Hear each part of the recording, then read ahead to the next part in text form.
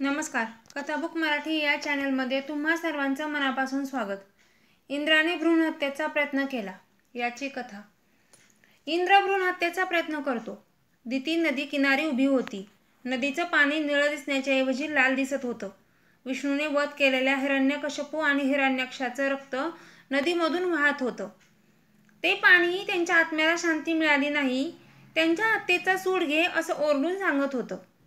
तिने कश्यप ऋषींच्या धावा केला. ऋषींनी विचारलं, तुला काय हवं आहे? पुत्र, ती म्हणाली. इंद्राचा वध करेल असा पुत्र मला हवा आहे. इंद्राचा वध करायचा आहे? हो, कारण विष्णू अमर असला तरी इंद्र मर्त्य आहे. तो देवराज आहे, देवावर अधिराज्य करणारा. त्याच्या आज्ञेनुसारच माझ्या अनेक पुत्रांना ठार मारलं गेलं. तो मेलाच पाहिजे. कश्यपने दीर्घ श्वास घेतला. इंद्र सुद्धा त्यांचाच पुत्र होता. दितीची बहीण अदिती आणि त्यांचा पुत्र म्हणजे इंद्र होता. ऋषी अतिशय न्यायबुद्धी होते. तिच्या वेदनावर फुंकर घालायची गरज आहे याची जाणीव त्यांना होती. त्यांनी तिची मागणी पूर्ण करून कडक अशा अटी घातल्या. तुझ्या कुशीमध्ये 100 वर्ष गर्भ राहील. या वेळेत तुला संन्यस्त जीवन जगावं लागेल. वाचा आणि कृती अहिंसक हवी. शुद्ध आणि सात्विक वर्तन असावं. नेहमी स्वच्छ वस्त्र परिधान करायचे आणि पाय धुतल्याशिवाय कधीही झोपायचे नाही. हे सगळं केलं तर तुझा पुत्र इंद्राचा विनाश करेल आणि जर तुला अपयश आलं तर तो इंद्राशी मैत्री करेल.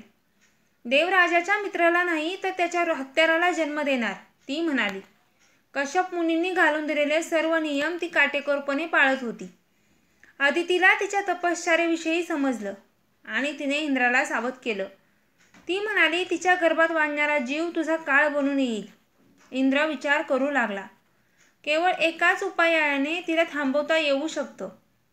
ते म्हणजे तिच्या शरीरामध्ये प्रवेश करून धोका टाळायचा. तिच्या कठोर तपस्येमुळे तिच्या गर्भाशयात प्रवेश करणं अशक्य होतं. देवराजाला उपाय सुचला. त्याच्या डोक्यात एक विचार आला. प्रत्येक नियम काटेकोरपणे पाळत असल्यामुळे तिचं शरीर अभेद्य झालं. पण तिच्या हातून एकही चूक घडली तर? इंद्र भूलोकी उतरला. तिच्याकडून चूक होण्याची डोळ्यात तेल घालून वाट पाहत होता. ती अतिशय मनपूर्वक साधना करत होती. तिच्या उदरातील गर्भ दिवसेंदिवस वाढत होता. आपला अंत जवळ येताना इंद्राला स्पष्ट दिसत होता. असे अनेक वर्ष गेली. प्रसूतीला केवळ 3च दिवस बाकी होते. गर्भभारामुळं ती थकून जायची. तपश्चर्येमुळं तिचं शरीर फार अशक्त झालं होतं. त्या संध्याकाळी संपूर्ण त्राण गेल्यामुळं ती पाय न धुता झोपी गेली. हे पाहून त्यानं आनंदानं उडीच मारली. या एकाच गोष्टीमुळं तिची सारी साधना वाया गेली आणि तिचं अभेद्य कवच गळून पडलं.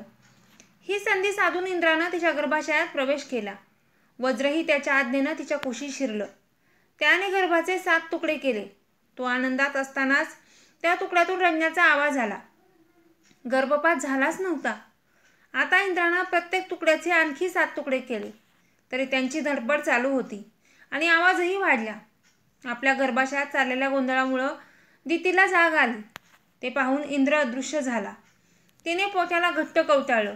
यावर तिला परिस्थितीची जाणीव झाली.